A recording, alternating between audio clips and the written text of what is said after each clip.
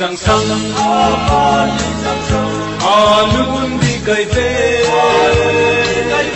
ata di tang lu asya in kapu apan di sang sang alun di kai te ata di tang lu asya in kapu apan isang sang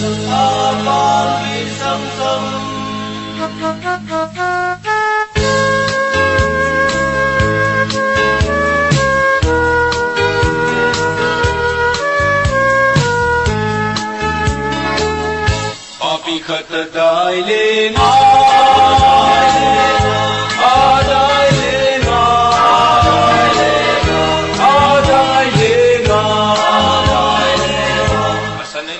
Asang pota,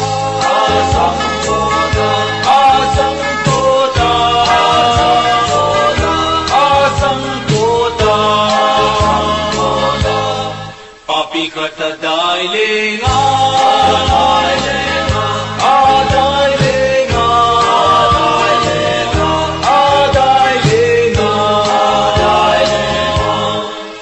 asan ayung adum agyal.